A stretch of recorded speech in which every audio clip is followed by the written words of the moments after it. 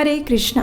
आप सबका स्वागत है श्रीमद् भागवतम की इस कथा श्रृंखला में, जिसमें हम श्रवण कर रहे हैं 11वें स्कंद से भगवान श्री कृष्ण और उद्धव जी के बीच हुए अभूतपूर्व वार्तालाप का। पिछली वीडियो में हमने समझा कि सनातन धर्म के 4 वर्ण क्रमशः ब्राह्मण, क्षत्रिय, वैश्य और शूद्र के क्या लक्षण हैं, उनके गुण क्या है। इसके अतिरिक्त हमने ब्रह्मचारी आश्रम पर भी विस्तार पूर्वक चर्चा की थी। तो चलिए अब इस श्रृंखला को आगे बढ़ाते हुए हम श्रवण करते हैं गृहस्थ, वानप्रस्थ और संन्यास आश्रम के नियमों का।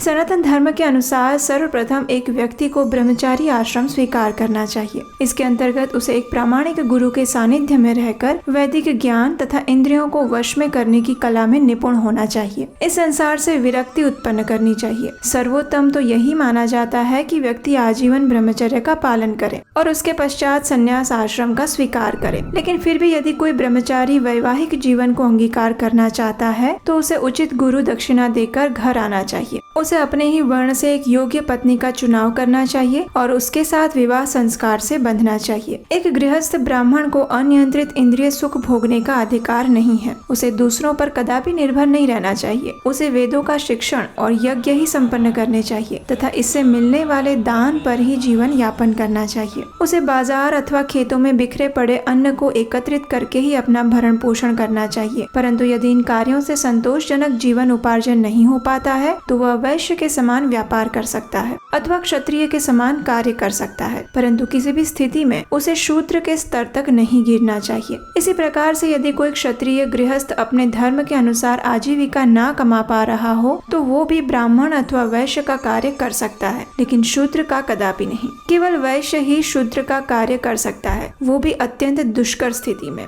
स्थिति सुधरते ही गृहस्थ को अपने वास्तविक वर्ण के अनुसार कार्य पुनः करने चाहिए। एक गृहस्थ को अपने पर आश्रितों की आवश्यकताओं का पूरा ध्यान रखना चाहिए, परंतु उनसे आसक्त नहीं होना चाहिए। हर प्रकार के स्वामित्व की भावना से मुक्त रहना चाहिए। उसे समझना चाहिए कि जीवन में भिन्न भिन्न रिश्तों के रूप में आने वाले लोग वास्तव में किसी धर्मशाला में मिले हुए यात्रियों के समान है, अर्थात कोई भी रिश्ता स्थायी नहीं है। गृहस्थ का प्रमुख कर्तव्य यज्ञ करना और अन्य प्राणियों को आश्रय देना है। चलिए अब देखते हैं कि भगवान श्री कृष्ण ने वानप्रस्थ आश्रम के बारे में क्या बताया था। गृहस्थ आश्रम के त्याग के पश्चात व्यक्ति इस आश्रम में प्रवेश करता है। उसकी पत्नी अपने पुत्रों के संरक्षण में रहती है या फिर उसके साथ जाती है। ऐसा व्यक्ति वन में वास करता है एवं वृक्ष, छाल, घास, पत्तों और पशु चर्म से अपने शरीर को ढकता है। वह केवल वन में मिलने वाले कंदमूल ही खाता है। वह भूमि पर ही सोता है और दिन में 3 बार स्नान करता है। एक वानप्रस्थी को ऋतुओं के अनुसार तपस्या करनी चाहिए। शीत ऋतु में गले तक ठंडे पानी में, वर्षा में भीगते हुए एवं ग्रीष्म ऋतु में अग्नि के बीच में बैठकर अपने इंद्रियों को वश में रखना चाहिए।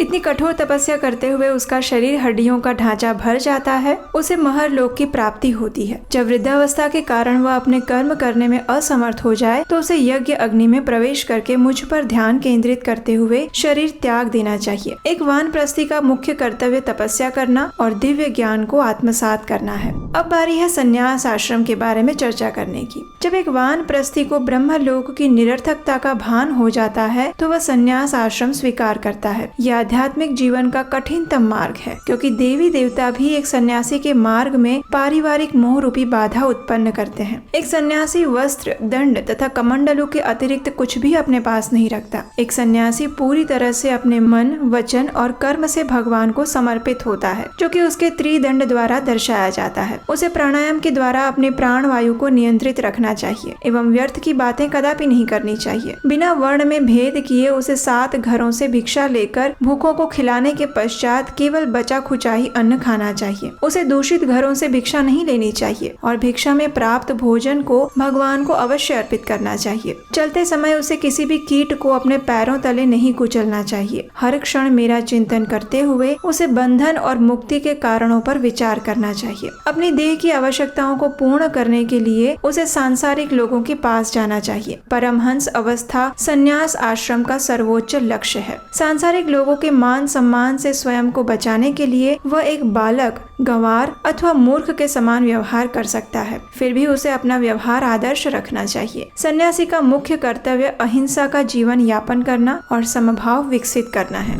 इस प्रकार कहकर भगवान श्री कृष्ण ने उद्धव जी से आगे कहा, एक भक्त को ऐसा साहित्य कदापि नहीं पढ़ना चाहिए जिसमें नास्तिकवाद का प्रचार किया गया हो। न ही उसे किसी से भयभीत होना चाहिए और न ही किसी किसी अन्य प्राणी के लिए भय उत्पन्न करना चाहिए। उसे आध्यात्मिक कार्यों के लिए अपने स्वास्थ्य का ध्यान रखना चाहिए। एक शुद्ध भक्त कुछ समय के लिए भक्ति से पथभ्रष्ट हो सकता है, लेकिन अंततः गत्वा वह वैकुंठ धाम को ही लौट जाता है। एक शुद्ध भक्त संसार की प्रत्येक वस्तु को भगवान की सेवा में लगाने का प्रयास करता है। एक ऐसा व्यक्ति जो कि जीवन के परम लक्ष्य को प्राप्त करना चाहता है, उसे इंद्रिय तृप्ति का त्याग करके एक प्रामाणिक गुरु की शरण ग्रहण करनी चाहिए और उनसे उपदेश लेकर उनकी सेवा करनी चाहिए। तो हमें आशा है कि आज के इस वीडियो को देखने के बाद आपकी सनातन धर्म के 4 वर्णों एवं 4 आश्रमों के प्रति सभी शंकाओं का निवारण हुआ होगा। भगवत गीता के अनुसार प्रत्येक व्यक्ति को अपने वर्ण और आश्रम के अनुसार ही नियत कर्म करते हुए हरे कृष्ण महामंत्र का जप करना चाहिए और कृष्ण भावना भावित जीवन जीना चाहिए। इस चैनल के माध्यम से हम भी कुछ ऐसा ही प्रयास कर रहे हैं जिसे आप हमेशा ही समर्थन एवं आशीर्वाद प्रदान करते रहे हैं, आपके कमेंट्स और आर्थिक सहयोग द्वारा।